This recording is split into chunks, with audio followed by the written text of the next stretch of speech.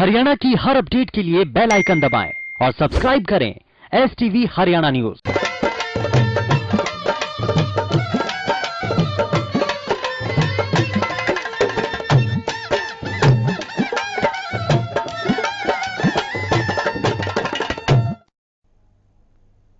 राम राम नमस्कार। आप सब हरियाणा न्यूज देखने लाग रहे और मेरा नाम से सोनिया सतानीता आप सारा का घना स्वागत करूं हमारे खास हरियाणवी बुलेटिन चौगरदा के हरियाणा में। आज इस बुलेटिन की शुरुआत करेंगे एक ब्रेकिंग न्यूज की गलिया, एक बड़ी खबर की गलिया।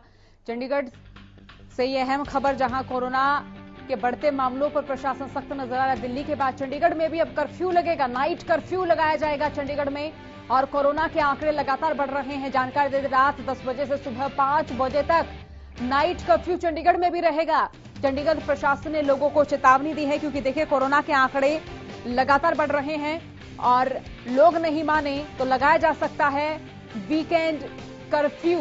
चंडीगढ़ से यह अहम खबर, कोरोना के बढ़ते मामलों पर प्रशासन सख्त नजर आ रहा है। दिल्ली के बाद चंडीगढ़ में भी लगेगा नाइट कर्फ्यू।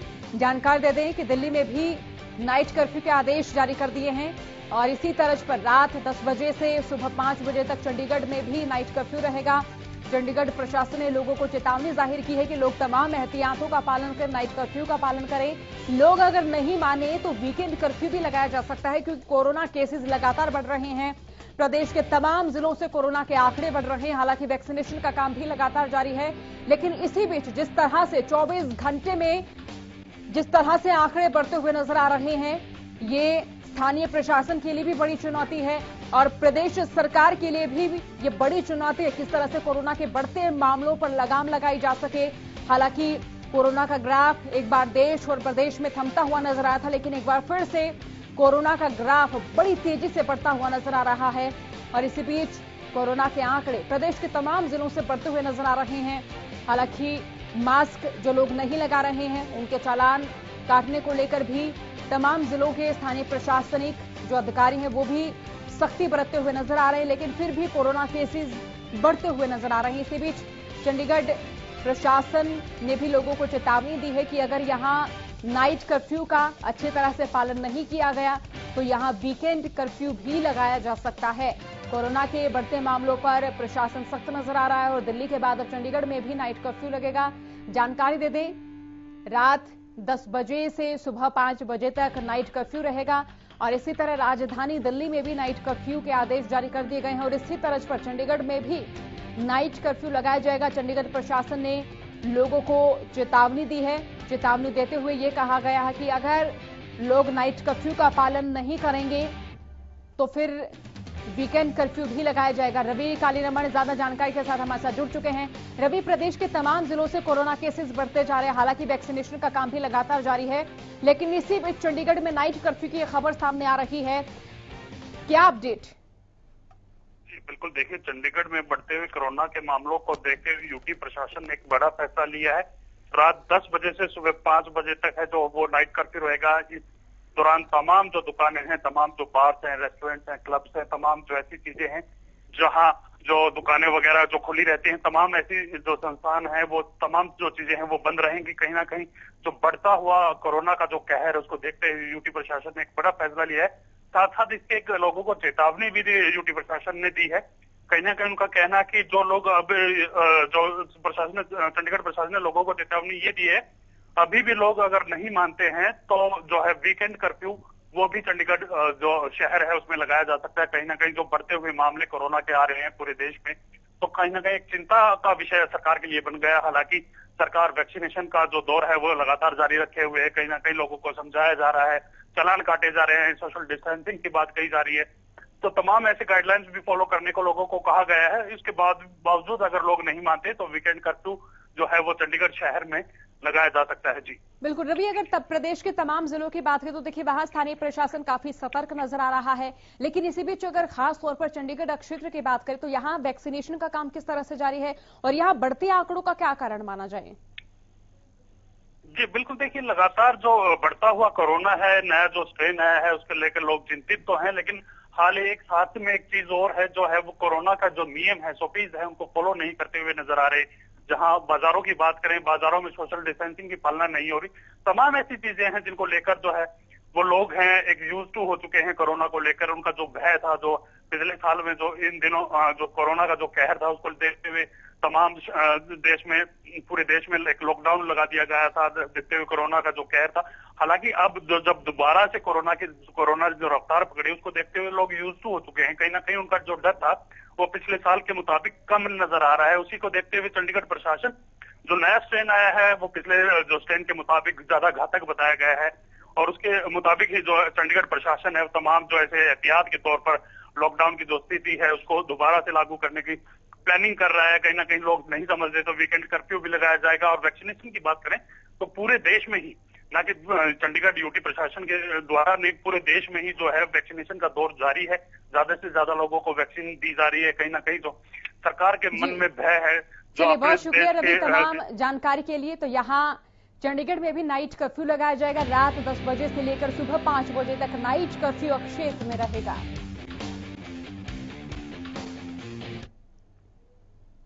और इसी बीच आगे बढ़ लेते हैं एक बड़ी और अहम खबर की ओर। बड़ी खबर तमाम दर्शकों तक इस वक्त साझा कर रहे हैं। बल्लभगढ़ मंडी शूटआउट के 2 आरोपी गिरफ्तार किए गए हैं और पुलिस ने चमन और भूपेंद्र को गिरफ्तार किया है। यह अहम खबर तमाम दर्शकों तक साझा कर रहे हैं। 2 और आरोपियों की धरपकड़ में पुलिस जुटी हुई है। 2 और आरोपियों की तलाश में पुलिस जुटी हुई है। आड़तियों और किसान सहित 3 को यहां गोली मारी गई थी। बल्लभगढ़ मंडी शूटआउट के 2 आरोपी गिरफ्तार किए जा चुके हैं। हालांकि प्रदेश में आपराधिक घटनाएं रुकने का नाम नहीं ले रही हैं। प्रदेश के तमाम जिलों से आपराधिक घटनाएं बढ़ती हुई नजर आ रही हैं, लेकिन इसी बीच पुलिस भी आपराधिक घटनाओं पर लगाम लगाने में और अपराधियों को पकड़ने में सख्ती दिखाती हुई नजर आ रही है। और इसी बीच इस मामले में भी पुलिस ने यहां 2 आरोपियों को गिरफ्तार किया है। बल्लभगढ़ मंडी शूटआउट के 2 आरोपी गिरफ्तार किए गए हैं। राजेंद्र तहिया ज्यादा जानकारी के साथ इस वक्त हमारे साथ जुड़ चुके हैं। राजेंद्र, यहाँ ये 2 आरोपी गिरफ्तार किए गए हैं, क्या अपडेट?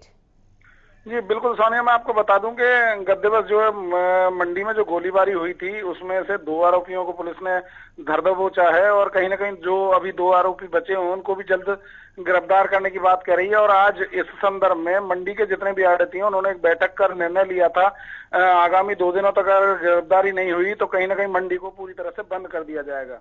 लेकिन पुलिस ने अब इन 2 आरोपियों को गिरफ्तार कर लिया है, लेकिन देखना होगा कि जो बचे हुए 2 आरोपी हैं वो कब तक गिरफ्तार हो पाते हैं। जी सोनिया। राजेंद्र, गोली क्यों मारी गई थी, क्या कारणों का पता चल पाया है? क्या आपसी रंजिश थी? जी बिल्कुल, आपसी रंजिश के चलते ही ये गोलियां दागी गई थी। गनीमत रही कि जो आड़ती है वो बच गया। हालांकि उस पर भी पहले से हत्या का मुकदमा दर्ज है और वो जेल से बाहर आया हुआ था। और कहीं ना कहीं पुलिस अब इस मामले की पूरी तरह से जांच कर रही है और जो बचे हुए आरोपी हैं उनकी तलाश की जा रही है। चलिए, बहुत शुक्रिया राजेंद्र तमाम जानकारी के लिए। तो यहाँ बल्लभगढ़ मंडी शूटआउट के 2 आरोपियों को गिरफ्तार किया है। पुलिस ने मामले में कार्रवाई करते हुए चमन और भूपेंद्र को गिरफ्तार किया है। यहाँ 2 आरोपियों को गिरफ्तार किया गया है। बाकी 2 और आरोपियों की धरपकड़ में यहाँ पुलिस जुटी हुई है।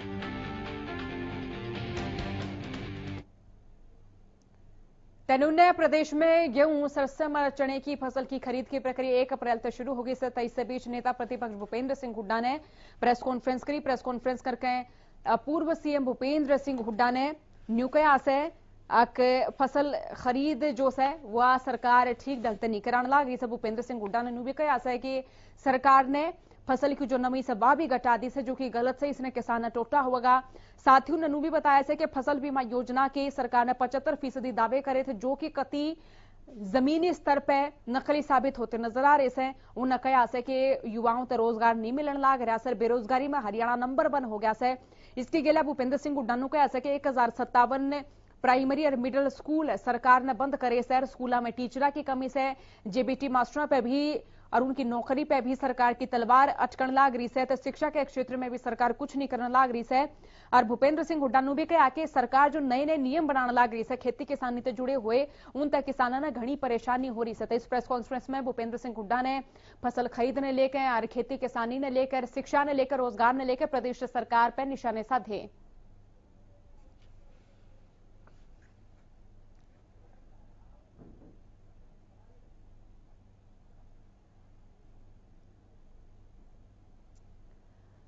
तो इसी बीच किसानों का विरोध लगातार जारी सर जड़े भी किसी भी नेता का या फिर किसी भी मंत्री का कार्यक्रम हो सके तो उड़े किसान पहुंच जैसा विरोध करना शुरू कर दिए से। तरोद तक पहुंचे बीजेपी प्रदेशाध्यक्ष ओपी धनखड़ ने बीजेपी और जेजेपी के कार्यक्रमों का विरोध करने वाले किसानों तक आ सके किसी भी आंदोलनकारी ने कार्यक्रम रोकने का कोई अधिकार को नहीं। बीजेपी का कार्यकर्ता हर सिचुएशन में काम करेगा। इतना ही न्यू ने किसान नेताओं तो नसीहत दी है कि अगर आंदोलनकारी किसान हितैषी से तो पंजाब और राजस्थान में हरियाणा के बाकी वजह तो हो रहे किसानों के नुकसान की भरपाई खातर आंदोलन चलावे। धनखड़ बोले कि किसान आंदोलन दो हरे मापदंडा ने लेकर चलाया जा रहा है। ऐसे में पंजाब और दूसरे राज्यों के किसान नेताओं ने न्यू कहना चाहूं अब पंजाब में गन्ने के किसान ने प्रति एकड़ 12,000 का नुकसान हो रहा है, जबकि राजस्थान में बाजरे के किसान ने 10,000 प्रति एकड़ का नुकसान हो रहा है। जाता हरियाणा की अपेक्षा राजस्थान और पंजाब में फसला के भाव कम से। अगर किसान नेता सचिए में किसान हितैषी से इन दोनों प्रदेशों में जावे और किसानों के नुकसान की भरपाई खातर आंदोलन चलावे।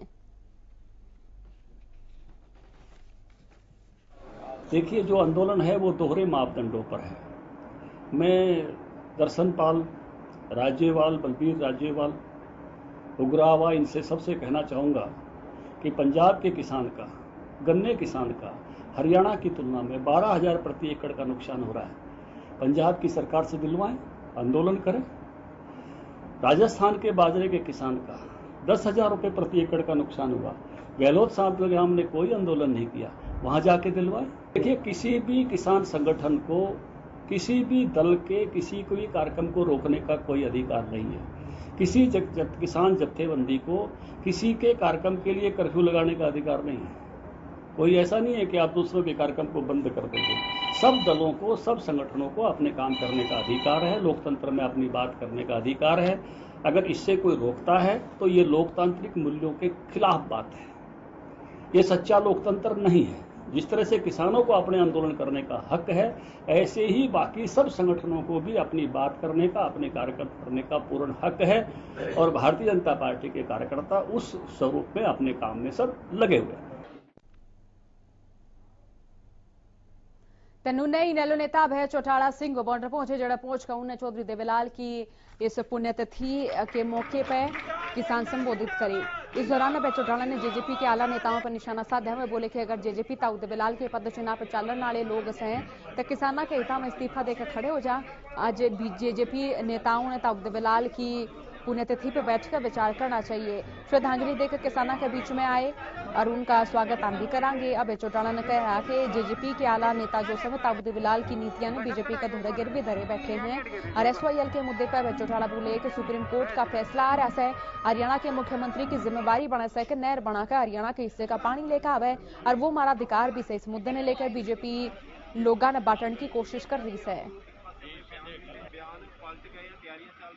लाल ने सारी उम्र किसानों की लड़ाई लड़ी और आज किसान सबसे ज्यादा परेशान है। कृषि के 3 ऐसे काले कानून इस देश के प्रधानमंत्री ने बनाए जिसकी वजह से आज करोड़ों की संख्या में किसान जो है अपने अपने ढंग से सरकार को एक आंदोलन के रूप में ये एहसास करा रहे हैं कि आपने जो कानून बनाए वो गलत है। कोई टिकरी के बॉर्डर पे बैठ के करा रहा है, कोई सिंगू के बॉर्डर पे बैठ के करा रहा है, कोई पलवल के बॉर्डर पे, कोई शाहजहांपुर के बॉर्डर पे, कोई आपके गाजीपुर के बॉर्डर के ऊपर, जहां यहाँ लाखों की संख्या में किसान बैठे हैं। लेकिन चौधरी देवीलाल को जो पगड़ी पहनाई, उन्होंने उस पगड़ी का सम्मान करके उसको प्रधानमंत्री की कुर्सी पर रखने का काम किया।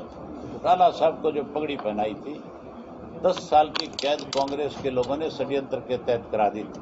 उन्होंने अपनी पगड़ी किसी के कदमों में नहीं रखी, 10 साल की कैद उन्होंने काट ली। और एक पगड़ी दुष्यंत के सर पे रखी थी लोगों ने, जो पगड़ी उन्होंने बीजेपी के ले जाके पैरों में रख दी और बीजेपी वालों ने उस पगड़ी को रौंदने का काम किया।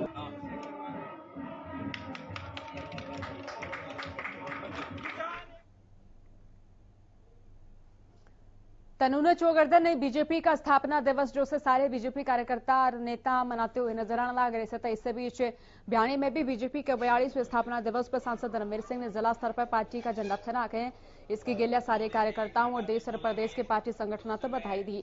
इस दौरान वे बोले कि बीजेपी विश्व की सबसे मजबूत पार्टी है। इसका श्रेय रणवीर सिंह ने प्रधानमंत्री मोदी, केंद्रीय गृह मंत्री अमित शाह, राष्ट्रीय अध्यक्ष JP नड्डा समेत पार्टी के सारे जिला, देश, प्रदेश स्तर के कार्यकर्ताओं को दिया।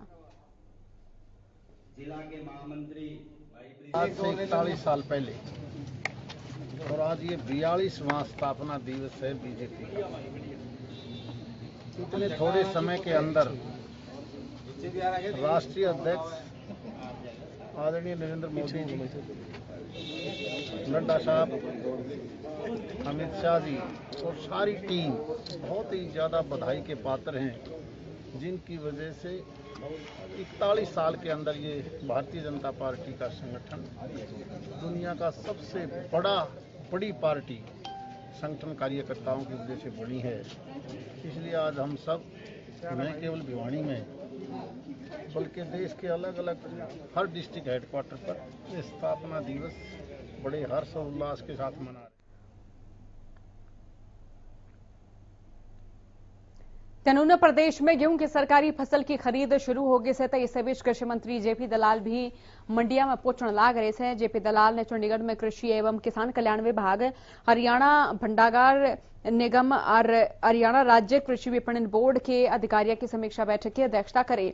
बैठक में जानकारी दी गई कि हरियाणा राज्य कृषि विपणन बोर्ड और हरियाणा भंडारण निगम के बीच 11 स्थानों पर नए गोदाम बनाने खातर एक कॉन्ट्रैक्ट पर हस्ताक्षर करे गए हैं।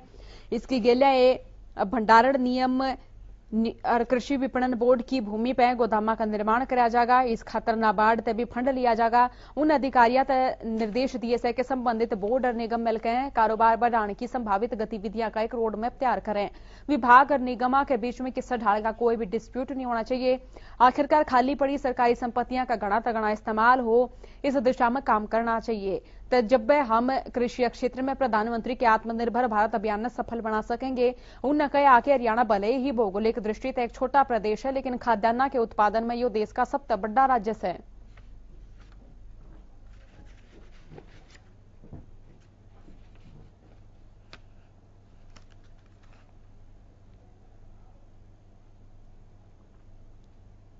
तेनुने यहाँ अच्छी खबर सिरसा से सिरसा के लोग बागा ने इब नागरिक अस्पताल में असुविधाओं का सामना नहीं करना पड़ेगा। जाते जल्द सिरसा का नागरिक अस्पताल 200 बेड खातर अपग्रेड करने मंजूरी मिल गई है, जिस खातर जगह देकर निर्माण तावड़ा शुरू हो जाएगा। इसके गेला गेला सिरसा नागरिक अस्पताल खातर 95 लोगों के स्टाफ से भी मंजूरी मिल गई है।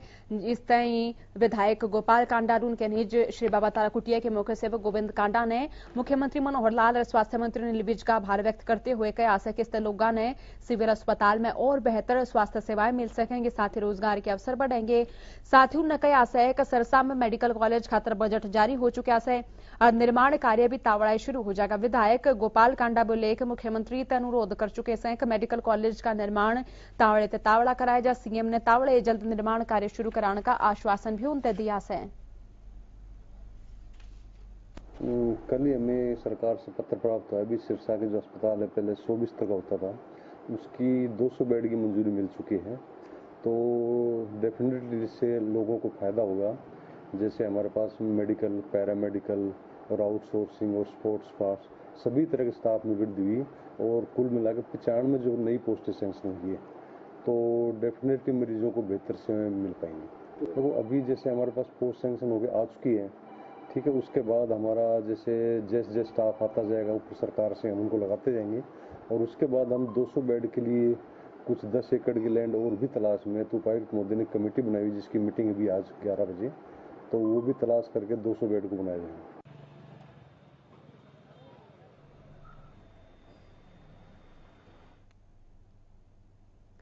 तेनुने प्रदेश के अलग अलग जिले के किसानों ने पंजीकरण को लेकर भी कई समस्या पेश आती हुई नजर आने लग रही है। तो इस बीच संघर्ष समिति जाखड़ ब्लॉक के किसानों ने नायब तहसीलदार तक ज्ञापन सौंपा से। किसान न्यू बोले कि फसल पंजीकरण आपस में मेल नहीं खा रहा, ऐसे में फसल पंजीकरण कराने में दिक्कत आ रही है। इसे के संबंध में जाखड़ के नायब तहसीलदार तक ज्ञापन सौंपा गया। नायब तहसीलदार ने इस बारे में जिला राजस्व अधिकारी से बात करके समस्या का तावड़े समाधान का आश्वासन दिया। जो पंजीकरण को लेकर था उसको लेकर तहसीलदार से मिले। जाखड़ गाँव के गाँव में काफी समस्या आ रही है पंजीकरण को लेकर, और पंजीकरण जो सरकार द्वारा मेरी फसल मेरा बुरा की जा रही है उसमें पटवारी के जो पंजीकरण उसके साथ मिल नहीं कर रहा। तो हम तहसीलदार साहब को मिले कि दोनों की तारीख भी उठाई जाए और इस समस्या को दूर की जाए। और पोर्टल नहीं खुल रहा, मैंने अधिकारियों को अवगत करा दिया गया और वह समस्या का समाधान करने लग रहे हैं। आज ही मैं तो आश्वासन मैंने अधिकारियों ने बात की है, अधिकारियों ने कहा भी आज ही आपका कार्रवाई हम करके देंगे। कोशिश यही है जल्दी जल्दी खोलेगा।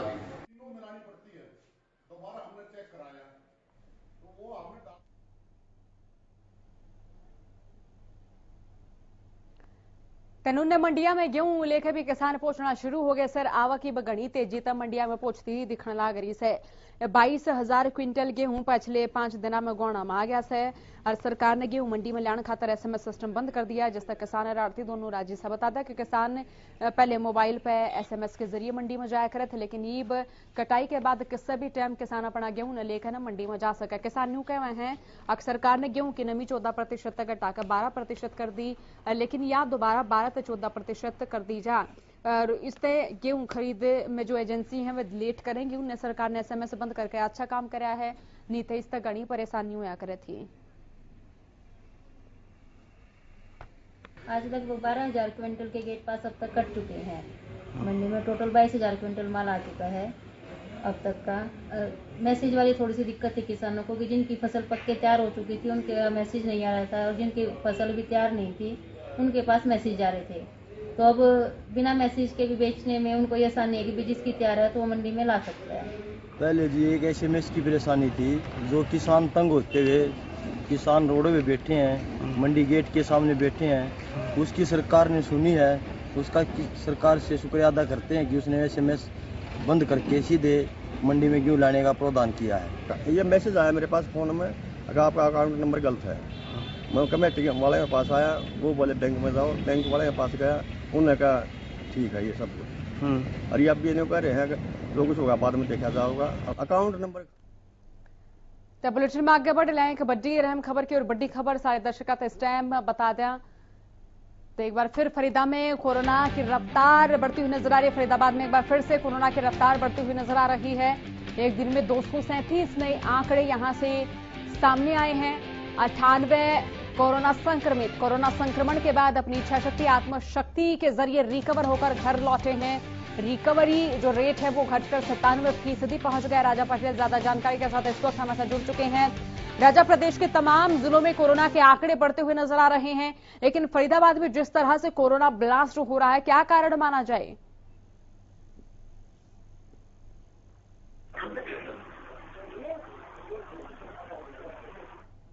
राजा, प्रदेश के तमाम जिलों में कोरोना के आंकड़े बढ़ रहे हैं और इसी बीच फरीदाबाद से भी कोरोना के आंकड़े बढ़ते हुए नजर आ रहे हैं। बढ़ते हुए आंकड़ों का क्या कारण है राजा?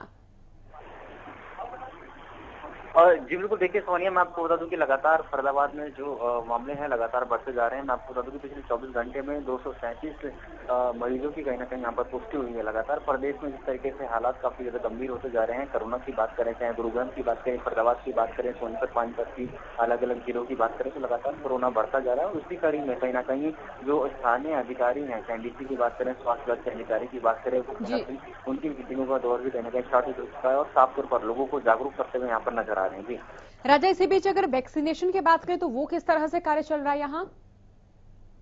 सोनिया, मैं आपको बता दूं कि वैक्सीनेशन की बात करें तो अलग अलग जगह कैंप लगाए जा रहे हैं। स्वास्थ्य विभाग की तरफ से लगातार लोगों को जागरूक किया जा रहा है और जिस तरीके से जो एज लिमिट रखी गई है, साफ तौर पर उन एज की कैटेगरी में कहीं ना कहीं वैक्सीनेशन काफी जोरों शोरों से कहीं ना कहीं यहाँ पर लगाया जा रहा है। साफ तौर पर अलग अलग जगह कैंप भी लगाए जा रहे हैं, पर जिस तरीके से लोगों की लापरवाही बाजारों में कहीं ना कहीं सामने आ रही है, बिना मास्क से घूम रहे हैं, हैंड सैनिटाइजर का प्रयोग नहीं कर रहे, सोशल डिस्टेंसिंग का प्रयोग नहीं कर रहे, उसको लेकर प्रशासन लोगों को जागरूक भी कर रहा है। वहीं दूसरी ओर जो लोग नहीं मान रहे उनके खिलाफ कहीं ना कहीं चालान भी काट रहा है। जी चलिए, बहुत शुक्रिया राजा तमाम जानकारी के लिए। तो यहाँ प्रदेश के तमाम जिलों में जिस तरह से कोरोना केसेस बढ़ते हुए नजर आ रहे हैं, ठीक उसी तरह से फरीदाबाद में भी कोरोना ग्राफ एक बार फिर से बढ़ता हुआ नजर आ रहा है। रिकवरी रेट लगातार घट रहा है, अब 97% हो गया रिकवरी रेट और कोरोना से एक मरीज की मौत की खबर यहाँ फरीदाबाद से सामने आई है।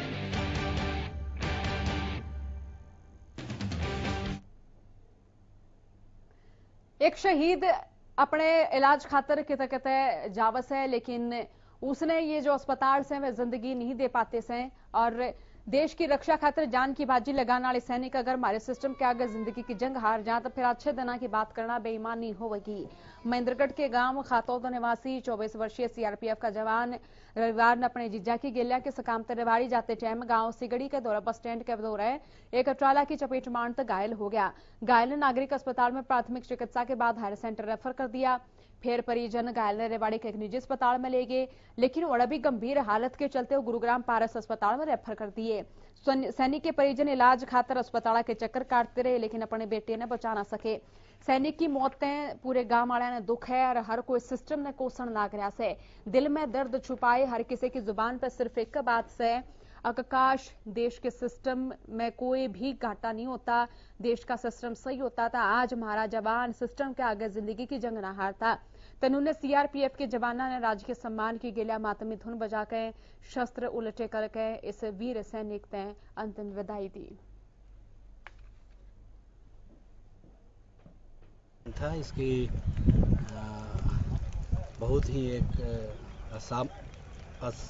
असामयिक मौत हो गई, जिसे हमारे लिए हमारे किसी भी जवान की क्षति, चाहे वो एक्शन में हो या हमारे रूटीन लाइफ में हो, वो बहुत ही अपूर्णीय क्षति होती है। हम सभी को इसके जाने का बहुत ही दुख है और ये हमारे लिए काफ़ी अपूर्णीय है। हम यहाँ अपनी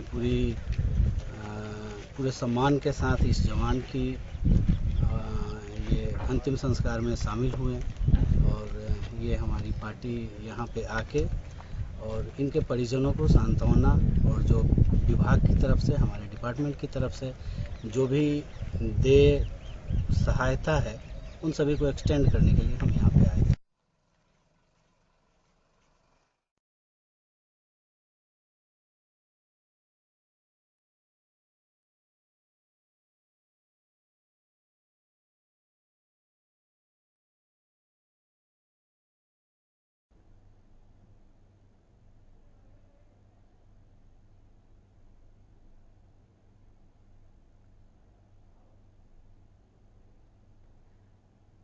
हमारे बुलेटिन में इतनी खबर से देखते रहिए हरियाणा न्यूज। राम राम।